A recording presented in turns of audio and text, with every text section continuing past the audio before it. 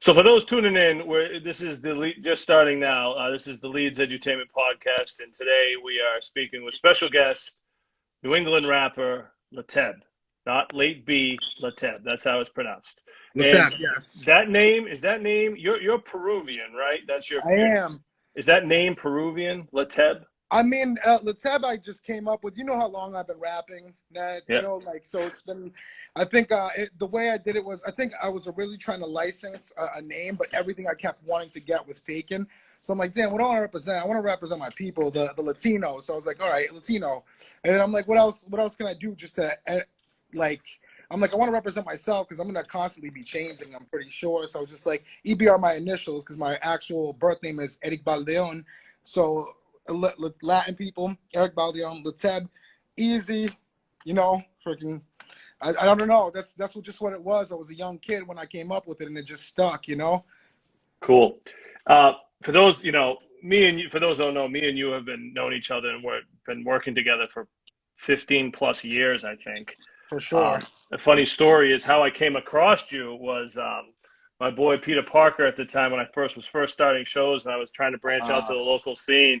Yes. You were performing at some show that he was at. It was like a club or something. Oh my God. I remember that show like it was yesterday. He called me, and then you could talk about it in a second, but he called me right after you performed. He's like, yo, you have to book this kid Lateb. I said, why? Because he says he brought like 50 people to the show he performed at. 80% of them were girls, and he's a ferocious underground hip hop MC. It's not a common scenario. Those are good times. Not gonna lie. Yeah. No, I remember that was if I remember correctly, that was at the bomb shelter in New Hampshire. Wow. I think the headliner was Shells. And my friend from college, damn, it's escaping me right now. He was a Brazilian guy. Like he booked us up there. He's like, you got to do this show. And I'd never performed at the time before. So that was literally my first show. So I was going to college at the time. So my college happened to be like 80% girls, period, So like, and I'm a pretty likable guy. If you meet me, like I'm not shy or anything. So I just brought everybody there. And basically the whole show was my crowd. That's it. It was a dead show there, honestly, besides my people. So as soon as I left, everyone left, and I didn't really want to, but everybody wanted to go. So because we were like from Wellesley to New Hampshire, So like, yeah, so they wanted to party, we were like 21 years old, something like that. So yeah. Yeah. That was the first one. Yeah, shouts to Pete though. Yeah. Yeah. Definitely shout out to Peter Parker, because that's how I met you, and then we formed this good working relationship ever since. And from there, you formed the group Heddshotts. Yes. Your collective with, let me try to get it straight, Melody, Slant. Sully was in it, right? Sully was in it. Sully was definitely an official member. Yeah. I'm forgetting the other one. I always forget this one. And INF from Connecticut, because I'm originally from Connecticut. Yeah, so right. So he was always, me and him were in a little thing back in the day when we were still recording on tape. So it just only felt right for INF. He might be in here too. So I don't know. I can't. This is really small for me to read the comments, but yeah. Yeah, man, like that, there was the 5 of us, and it just went from there. And honestly, before that, we tried to put other people in the groups, me and Slant, really. And we had another guy in it before that just like kind of dropped out, but yeah, when it became like the core 5 members of Heddshotts, we kind of just took off with like that hard boom bap sound, because before it was kind of just like delving on something else, like something that didn't really have like a direction, So when it was up 5, that's when it was like solid. Yeah, and for those that don't know your music that are here, we're talking about hardcore underground hip hop. I mean, you rap like a fucking monster. And the reality is like you said, you're a nice guy. I am. But when you get on that stage, you get on that mic, you and your crew, you guys just turn into friggin' beasts. Your live show, everything you rap about, it's just angels and demons, God and the devil, all in one, and it's ferocious. which has always been a cool thing to me because usually when people rap like that, they ain't always the nicest people. So it's good to know that you guys, you've always been good people and you have this ability to keep fucking underground hip hop going. Absolutely. Yeah, we love the underground and stuff. And now we're a little older, and I feel like everyone's kind of either found their individual sound and stuff like that. Like me, I'm still like kind of evolving mine and stuff, especially with the new record.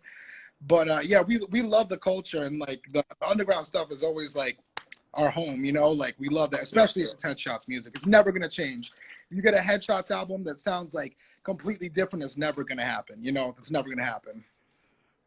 Shout out to Wild Cards in the building. He just said, "What up?" Oh, Wildcard, what up, man? Yo, that's the dude. Headshots the collective. Did Mellow D produce all the songs?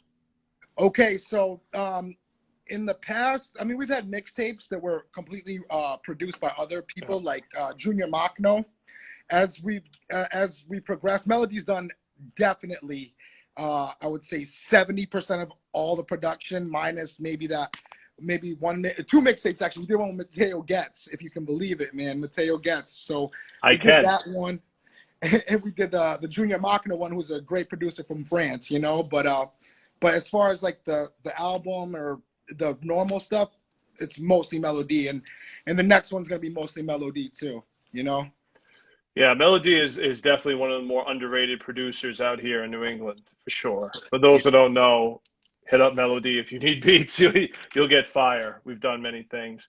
So, you prioritized pretty much Headshots as your main thing for a while. For a while. Even though you were a solo artist, Headshots kind of took over.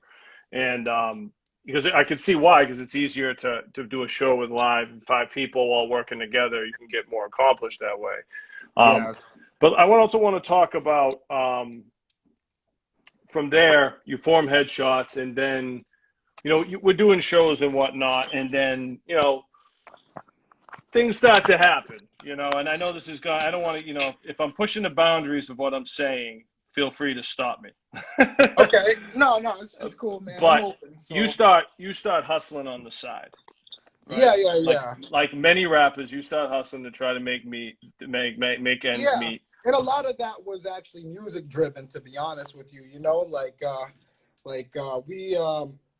we wouldn't have a studio today if I wasn't doing that. We actually had our own studio, and like we were renting at Brockton at the time with another group, Sweatshop, and it was a big space. You know, like we wouldn't have had that if I wasn't hustling. Like we wouldn't have all the equipment that we had at the time. Really, Melody had some stuff, but like we needed a serious upgrade. We felt at the time the Headshots was going, But yeah, man, it was just a lifestyle too. You know, it's easier to live life when you have money. You don't got to worry about bills. You don't have to worry about anything. You know, and I was a young kid. So like, when I was a young kid, like it just like none of the consequences really seemed important. You know, like it just wasn't to me. It was just like, oh, I have this lifestyle.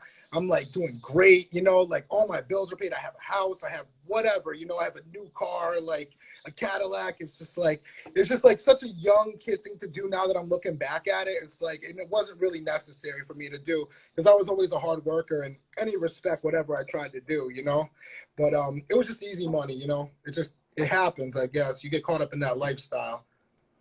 Yeah, and you definitely do. And me and you have similar backgrounds when it comes to that. And I can tell you when I saw you in it, even though we were partying a lot in the beginning, Mm-hmm. I eventually had to step away and get sober. But you guys kept going, and you're younger than me and shit. But I could tell that you were caught up in it. And I know that feeling of being caught up where it's really the money and the lifestyle that's really the addictive part of it. And it's hard to put that away and walk away from that when it's in your face. And usually it takes a bad situation for someone to be removed for that. And a bad situation did happen for you, correct? Absolutely, yeah. I mean, they gave me 5 years mandatory sentence, actually. And I ended up first in Walpole, which actually everyone thinks of Walpole like this like terrible jail because it used to be the max where a lot of bad stuff happened. But now it's actually like a classification prison. So they send everybody to Walpole now, you know, like, and they monitor you to see whether you should go to a minimum, medium, maximum based on like a point system, you know? So it's not really not that bad. But when I went to Concord, that place was the Wild West. But luckily it Concord, was New Hampshire? Concord, New no, Hampshire? no. Concord, Mass. Concord, Mass. Because Okay. they sent me to a medium security, and it was Concord. Yeah, L2. Shout out L2. That was my block. You know, if anyone's on there from L2. I mean, I made some really good friends there. Not gonna lie. I don't keep in contact with a lot of people, but I do keep in contact with a couple of people. And they're doing well in life too, you know, when they got out. But it's not the case for like a lot of people there, and it's more like a mentality thing over there. They just can't get out of that mentality, like this disrespect and then they have to get even type deal. Like everyone has bad days, but I don't know. Yeah, I ended up going out there, and it really sucked. It really sucked. I can't lie. You know, I lost a lot of stuff when I was gone, but luckily the Annie Dookhan thing happened, and that did affect my case as a drug case. That she was one of the chemists on my docket. So I just want to stop you right there real quick, okay, just because I want to clarify that for those that don't know. Annie Dookhan, you said that was the name? Annie Dookhan, yeah, the Netflix thing. Everyone says, oh, right. So that was Annie Dookhan she was messing with the evidence or something. Tell the story of what exactly happened. Okay, so what she did was she was pumping out way more cases of evidence than she should have, you know.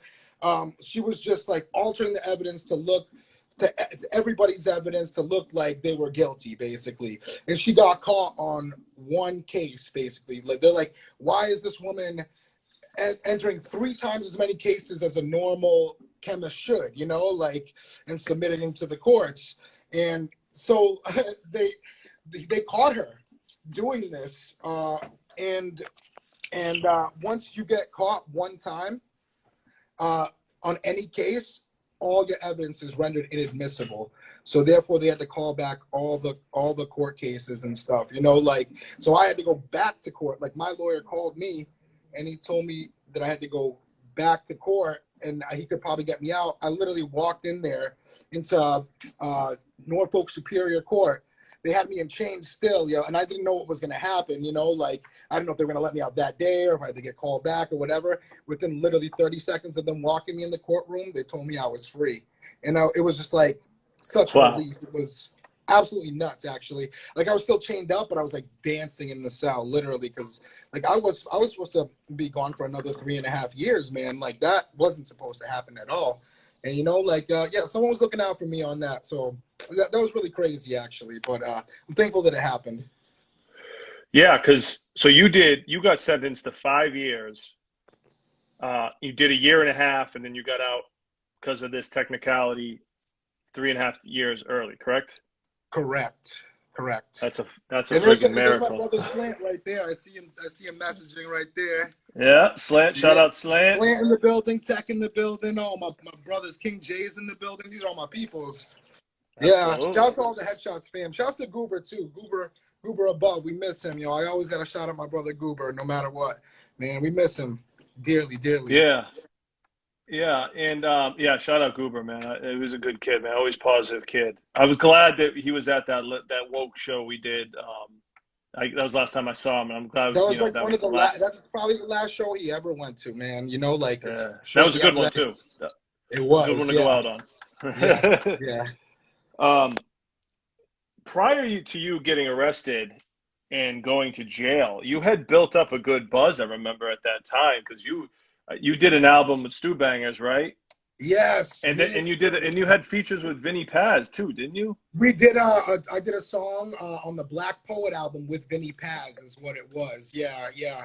So we had built up a good buzz, and me and Stu had this big plan to execute and stuff, and then it just like all crapped out. It ended up happening like that. I was gone for 5 years, so Stu just like, dude, I'm just gonna put it out, see what happens. But at that point, I'm not there. There's no promotion. There's no shows. We can't follow up and build it back up. But actually, me and Stu are working on another one, and we hope to do it correct this time. So yeah, we're currently working on that. So yeah. So okay, so now you're out of jail. Miracle, right? Friggin' Yeah, miracle. absolute miracle. Yeah. So what's that like? What's that transition like back, right? So now you did a year and a half. Now you're back. What was Yeah. different in your mentality at that point? My mentality, I can't say that it was much better, to be honest, when I Mm. first came home. I say I still, it took like, I was maybe like, I was still going to court, even though the likelihood of me Uh-oh, I going think to we hell. lost you. You got me? You got me? You got me? Hold on. I think I got you now. Yeah. You got Go me? ahead. All right. Say that again. Yeah, so like my mentality wasn't much better because like me still going to court, it was like what anything can happen, you know, like still. So I was just I wasn't in a hustler's mentality per se, but the jail mentality was still weighing on my mind because there at the time I was having problems with people. Like there was some Haitians that didn't like me because like I said, we have bad days. Sometimes we pop off at the mouth sometimes because you know like you're stuck in there with a bunch of people. I was in the dorms. L2 was a dorm in Concord that housed, I think it was something like 150 people in one room. You know, 75 bunks on each side, and then like a common area and stuff like that. So like for me, that was just weird. I remember actually seeing you. Might have been my second second or third day out. We went to the RZA show in Boston. It was RZA, I believe, and I like remember stepping out of the car and feeling like all the buildings were crashing down on me. It gave me such anxiety, and I was on edge. I didn't even remember some people that I used to know. And they're like, "Oh, look, Sam, I can't believe it was you." I'm like, dude, I'm like, just like, stay the fuck away from me. You know what I mean? I'm like, no idea who you are. You know, like, so it took like maybe 6-7 months. You know, my closest friends are my closest friends. They're always the ones I trust. You know, Heddshotts, Slant, Melody, Bobby, you know, INF. But yeah, it took a little while to wear off. But my mentality was different, and I knew I had to do something different. So that's when I started my screen printing company, you know, like to do something that I wanted to do something that could help my music business as well. And what's better than making merch, because nowadays artists don't make much money with the streaming services, etc. It's like you need to tour or do merch. So I set my goals on doing that basically. And if I could cut out the middleman, that was the best part, you know, and make more money.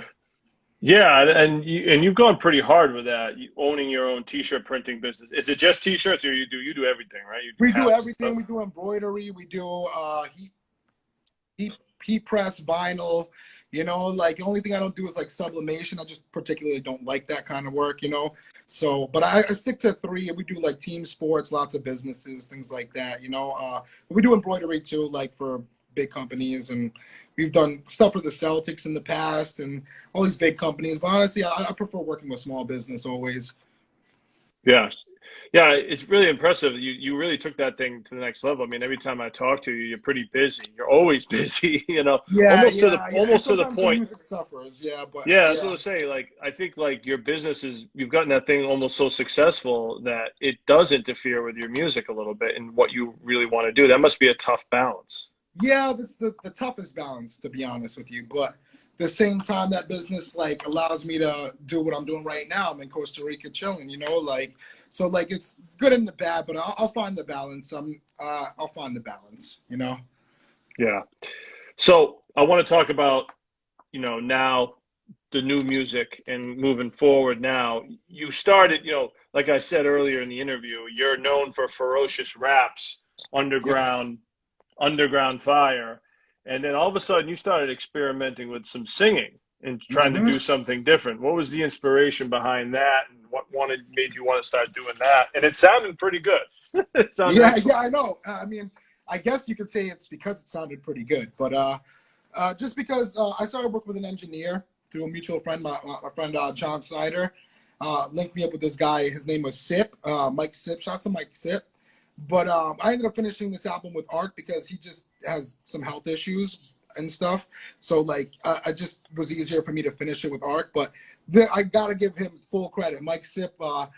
Actually, the song was "Gray Sunshine," and if "Gray Sunshine" is the first song I ever sang on, ever, ever, ever, ever, ever. And I brought him. I'm like, dude, I wrote this chorus. I'm like, I wrote this chorus. I need someone to sing this. He's like, well, can you just give me like a taste of it? This is what he said in the studio. And I'm like, and he's like, oh man, I sang it for him. He's like, yeah, you can sing that. He's like, you sing that, no problem. You know what I mean? I'm like, what do you mean I can sing it? Like I didn't believe him at first, you know? And then by the time we finished that mix, it was just like, damn, I kind of can sing, you know, like not like I'm the greatest singer, but like it sounds good, you know, it sounds good on record. And like with the help of him, like kind of molding me with these layers and whatnot, like harmonies and stuff, like it really helped like a lot. And then it made me like kind of expand my way of thinking into music, you know, like thinking more of an artist than a rapper. Well, I do love rap and hard body rapping. It like gets me excited, you know, but like now I'm more picky with what I select and what I do, you know, because like it could be more, everything could be more universal. And I really like that. It's more about emotion with me. Music is more about emotion with me than anything. And like the hardcore rap has like a small lane, but maybe you can open it up in some sort of way with the hard raps and the melodies that like kind of like changes people's way of thinking about both, you know? So I don't know. So that's what I think. But I give credit to Mike Sip. That's what I got to do. Yeah. Because he got me on the singing tip, and now I just practice every day, and I tweak it every day and try to make something different with every song. I'm very ADD, and I need to like, I can't do the same thing every day. It just irks me. Right. Do you ever get any like underground purist heads? They're like, "What's up with the singing, man? No singing." Like, did you ever get any of that? Oh, 100%. Yeah. You go to like vlogs and stuff. If you go to vlogs and stuff, they're like, dude, what is Lateb doing? I remember reading this, you know, like some guy was like, I don't know what he's doing anymore. He's like, he's being too different. And I'm like, dude, what's wrong with that, man? I just think my spectrum is widened. That's all, man. Like you like what you like. And they can hate all they want, you know, like it's fine with me, man. Like I've accepted it. You know, people are gonna hate on you for no matter what, for anything you do, whether it's jealousy, whether it's whatever, you know, like so I've accepted it. Yeah, like yeah, they can keep doing that. I'm just gonna keep doing the stuff that I love, man. Because at this age that I'm at, I'm like, why? I have no time to do anything else, really. You know? Right. Well, I think it's working. At first I was like, I was kind of taken off by it. Not that that even heard it, just the idea of you singing. I was like, well, Yeah. that's, like I've been listening to your raps for a while. I was like, this is interesting. But now when I listen to this new project and we played the stuff and this new album, for those who don't know, Undone, it's called. It's what is it? 8 songs, 9 songs? It's 9 songs, yeah, Okay, yeah, nine songs. Very few features. Just Wild Card, my man from California, and Hook, Right Hook, right, yeah, which and obviously it's you know. yeah, yeah, okay. Are you sure Uh, you know him? I've heard of him. Where's he Yeah, from? I don't know. The project is produced entirely by LOB, right? Which is loud. What does it stand for? LOB, Obnoxious beats, loud, loud obnoxious obnoxious. beats, and he's in Serbia. Yeah, Serbia. So yeah, it was really very easy working with him. Yeah. How'd you link up with? So how did you link up with LOB for this project? How'd that come together in Well, Serbia? Obviously the internet, but how did it? yeah, it had to be the internet. But honestly, so maybe it was like I don't know, 4 years ago, 5 years ago, I was doing a couple grind mode ciphers, and it just so happened that one of the grind mode ciphers I was on, he did the beat for it, and I'm like, damn, yo, like this shit is hard, yo. I was like, this beat is hard as fuck. So I hit him up. I'm like, dude, this shit was crazy. Like, you got more stuff? And he just sent me a bunch of beats, and I just came, pick and chose. And Gray Sunshine was the first one of those actually that I chose. And once I made that one, you know, like I picked out a bunch of other ones that I liked that I could get kind of melodic to, and I was like, yo, like we're just gonna bang this out. But honestly, it was a long process because, like I said, Mike Mike Sip's health issues were a big thing. You know what I mean? Like, and I couldn't get in the studio enough, and it was a long process. He's like so meticulous that like it takes a while to mix those songs down. So I ended up finishing with Ark, and it was a blessing in disguise because Ark added a lot of production to some of the songs. His Ark sits there and he just listens and he looks. And this is the beauty of Archetype, is that he, like, if he can make the song better, he doesn't care. As long as he has permission to mess with it, he will. So he added tons of stuff to a couple of those songs that really like brought it out. So very thankful for that. Yeah. For sure. I mean, Archetype's one of the best in general that I've ever worked with, and easily one of the best out here in New England. Um, I want to talk about, just go back a little bit because I skipped over this. I want to talk about the woke project, because people don't also might understand that you have a little social justice in you. A little and you do, bit. you're not like the biggest political guy, but you do care. I do And care. Yeah. I know Yeah. that your whole experience with jail opened your eyes up to a whole kind of corrupt system of that whole thing. Oh, of course. You know, they're making So money off us. Bodies, you know. Bodies. yeah, so the woke project was you and Oblivious from Quincy. Shout out Oblivious, and you guys Shout out did to my this. brother Oblivious. He's also my tour brother. He's the one I always go on tour with in Europe. And we're going to talk about that too in a second. But I want to talk just for the woke project that came out last year, a little over a year ago, and was with the woke album release party was one of the was your last show, I'm guessing, and we did in December, and it was a great show. You guys Yeah. live together as a duo. It's incredible. You know, in Oblivious, it was more the political guy. He's always been a political guy. Yeah, I mean, He's been he'll screaming even at tell me. you. He'll He's been tell you, screaming like, at me for 15 years. I know. I love Oblivious. No, Oblivious will always say this. He'll be like, it is what it is. I just rap, man. I mean, you do everything else. But like, he's like, dude, I just rap. And I'm not going to change the way I rap. It's just the way it is. So if you have a project for me, it's just that. So you either like it or you don't. So, but respect him for that, you know. Like, he doesn't care. He just raps, you know? Oblivious definitely doesn't sugarcoat anything. He has gotten a little better as he's gotten older, but I can tell you. Yeah. Me and him have banged heads, but luckily we've always been able to work it out. And I say that about a lot of people I've worked with. Maybe it's me, but we've worked it out with him for sure. But he's a beast live. Oh, he's a monster, man. So polished, so like ridiculous. And a person and someone who legitimately cares about people. I think people sometimes get him confused with just getting his point across, but it comes from a place of genuinely caring about his community. You know what I mean? Yeah, he cares so much, so much. His approach is abrasive at times, but like that's just him. You know, like he's so passionate about it that's the way like he is, you know. And you know, sometimes it's not the best approach, but it's the only one he knows, man. So like it's gotta give it to him, you know. Just gotta give it to him. But he cares deeply about everybody, about the world, the state of things, and where everything's going, you know. Yeah. So that project, I mean, I'm sorry, you there? Sorry, you there? Yeah, I'm here. Yeah, I'm here. Can you hear me? Sorry. Yes, I can hear you. So touching on the political stuff, you know, and then the jail system. I want to go back to that. Like you saying that, you know, what were you saying about the jail, about the overstacking it or something? What were you saying? Yeah, they're stacking it. They're stacking the deck, man. And like it's just money to them now. We're just bodies, man. They'll send you when you can send somebody that's like a first-time offender to jail for 5 years mandatory. That ain't right, man. For a drug charge. You know, and then there's rapists, there's people getting out, there's people like, I don't even think, personally, I don't think a gun charge is that bad because people are just trying to protect themselves in this state of America that they've created, you know? So like, it's just like, I don't know, like a lot of things are just corrupt with that. We're just bodies to them. We're just money to the system. We're feeding them. And the same thing, it crawls into the police, you know? And, you know, obviously, like, they say that they're not doing this, but they definitely target brown and black people more than white people, you know, and it just is what it is, you know, like that's what they're trained to do. Who knows? If I was a police officer, maybe I would do it too, but you know, that's why I'm not a police officer, you know. So I just think we're just money to this country, you know.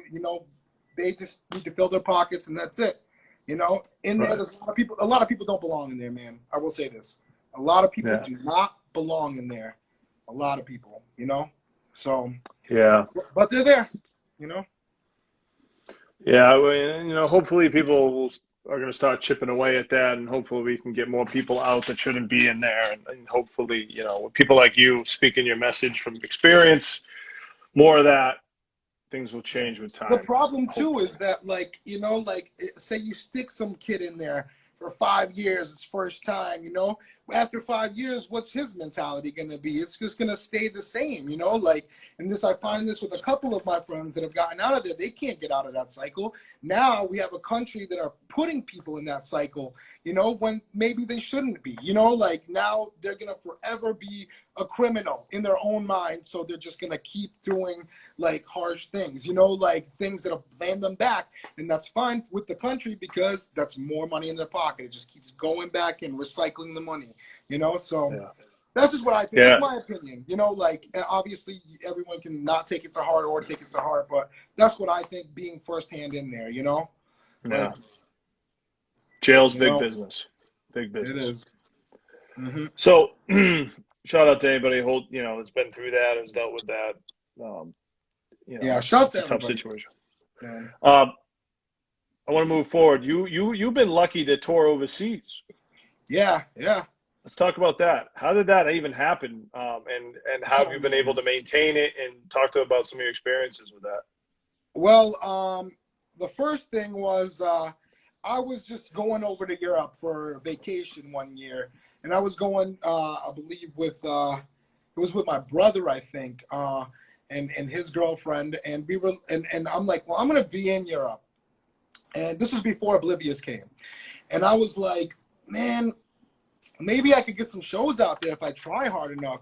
So I literally sent like maybe 150 emails, researched a bunch of promoters out there, sent them my stuff, hoping someone would snatch me up, you know, like do something. And then I emailed a couple artists out there that not, I didn't even necessarily know them.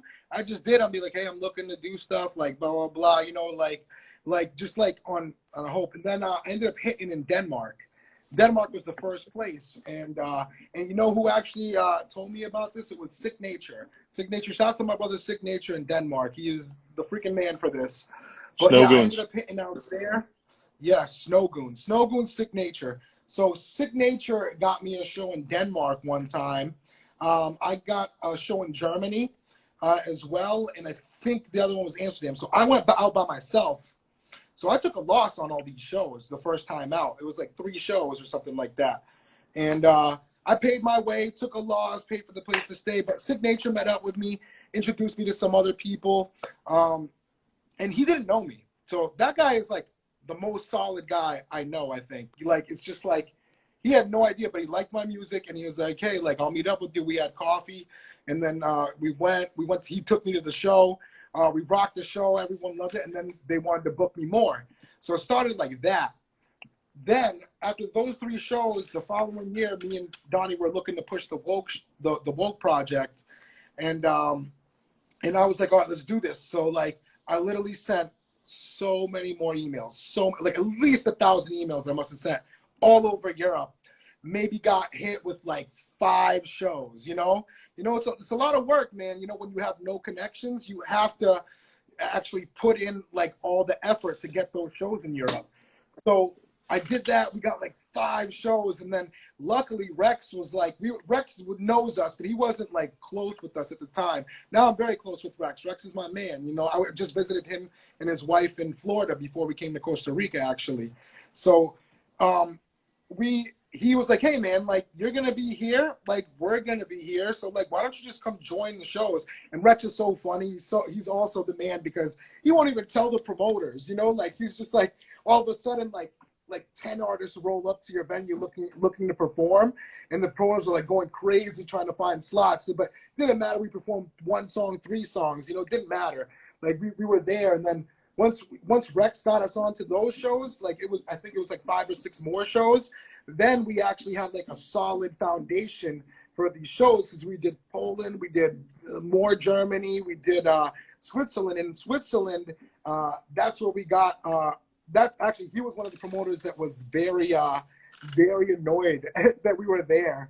But then he saw us performing. He's like, "Yo, like me and Oblivious, let's just tear it down." So he was like, "Yo, like these dudes like the shit, you know what I mean?" And then eventually he ended up being like our booking agent, you know? So it all comes from like grinding it out and just making the relationships happen. My man, shout out to my man Pico in Switzerland.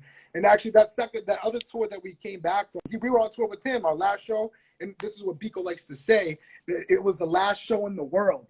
because that's when the world closed down. We were in Geneva. We did the show that night, and the border was closing down the next day, and we had to take an emergency flight home. He's like, "Yo, man, we did the last show in the world, man. You realize that?" I'm like, "Damn, it kind of was the last show in the world." But yeah, shouts to O Circle and my man Biko in Switzerland. Yes. Yeah. Was this it? Social Brew asked, "What concert in Denmark?" Concert in Denmark. So this guy OG Hostel. Through the show, I can't even remember the venue. It was a very small show at the time, but Sick Nature brought us through. Man, I wish I remembered the venue. But I remember the promoter. The promoter that threw that show was OG Hostel, and it was inside of Copenhagen. I don't remember the venue though. I'm sorry. Cool. Shout out Relentless in the building. He's toured Europe. He's making all these comments. Oh, shouts to Relentless, man. That's a dope MC right there. Yeah. You know, it's crazy because the way your approach on booking the shows in Europe, and I can tell you from a promoter's perspective, if a headliner brought 6 acts I didn't know about to perform, I'd be pretty upset as well. You know, like yeah. You know, you know what I mean? We didn't know that at the time when we showed up that he didn't tell them, but yeah, we stayed on for the tour after that. So, but I was also going to say, like, you know, that you know, do-it-yourself approach, that's not easy to pull off. In the United States, you wouldn't have been able to really do that as easily. I you know, you wouldn't have been able just to call up a club and be like, "I'm performing," and all that. That wouldn't have happened like that. I hate to say it. It's a lot more of a political, you know, who you know and whatnot. More political, but that's why we went out there, because we know that over there they really appreciate the music, you know. So as long as you're dope and you catch their ear and you approach them in the right way, then they may be receptive to giving you something, you know. Like, so, like, that's what we did, you know. That's just what we did, and it worked, you know. It worked. It seems like people in Europe are more open-minded to it. Like, they'll just go check something out that they don't know. Whereas in the United States, it's like, I got to know what it is. I got to go check it out, right? Like, is that kind? Because I mean, you guys didn't have a huge fan base out there yet, and like all these people are coming out and checking you out, and you're getting rebooked. Again, that is not a common scenario in the United States. Yeah. That's lovely. Well, over there, it's like almost like the promoters, me and Oblivious, we know what we have, you know, or we know what we had, you know. We're like, if we get on stage, it's gonna be undeniable. That's how we feel, you know. Maybe it sounds cocky or whatever, but we feel that way. It's the truth. And it's so the truth. As long as we got there, it was like they were gonna love us. Everybody in the venue was gonna love us, and they were gonna rebook us out there. And we just needed to get our foot in the door. So like that was our mentality, our approach, and you know, like I said, it just worked. It just worked, man. You know. Shout out Aztec. Aztec's in the building. He says pushing our shit outside the country saved our entire circle. Yes. Yep. 100%. Do you agree with that? You agree with that, Lateb? Yes. Yeah. For sure. Yeah. For sure. Yeah. Because Aztec is part of our circle too. That's Hybrid Thoughts. That's all the South Shore. You know, South Shore has a great group of MCs, Relentless too included. You know, like. Even though he might be a little more North Shore, but like no, he's definitely North Shore.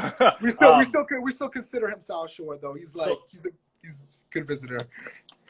So for those who don't know the South Shore, that is south of Boston out to the Cape. It's its own special brand of Massachusetts people. Yes. Happen to be married to one from Weymouth. You live in Weymouth. I live in Weymouth. We have tons of friends in Quincy. That whole area. Let's talk about that area a little bit, because I feel like we have to, because it's a little different than Boston. It's actually a lot of people that had lived in Boston, cashed out, and moved down to the South Shore, and you see a lot of that. I mean, it's nice. It's a nice area. Like the beaches are close and the city's close. You kind of can't get better than that, you know. Like I feel like I personally, being from Hartford, like the only thing I miss from Hartford is like the Spanish food. You know what I mean? Like I would never move back to Connecticut after living in the South Shore. I love it there. You know, some people hate on it and whatever. It's like you haven't been to a place that's worse, you know. So I guess, you know, like I don't know. That's just me though. Yeah. Slant wrote, Leeds loves his Mary Lou's coffee. I do not love Mary Lou's coffee. I think it's very bland. I know everybody loves it. I love everybody likes the pink and everything, but it's not my favorite coffee. But I will drink one when I'm on the South Shore because they're everywhere. It's So you candy. could. It's There's more. candy, dude. There's more Mary Lou's on the South Shore than there is Dunkin' Donuts. Let's just say that. Right? I don't think No, so. I really don't think so. Yeah. I think it Dunkin' might be Donuts, close. I think it might be Donuts, close. it may. I don't think so. I don't know. They just installed like 3 on the same street that like the same main road, and I'm like, why do we need all these? You know, like Dunkin' Donuts, they're just like everywhere now. All right, I'll give you that then. Yeah. I love shout out Nancy Beach. You there? Hey, yeah, I'm here. I'm here. Yeah. You there? Sorry. Yeah, I'm here. Shout out Nantasket Beach. Nantasket Beach is the shit. Oh yeah, definitely. We got people commenting on the South Shore love and everything here. So in Duncan, I believe you, Relentless. I believe you. I don't know why. You gotta take me sometime. Yeah.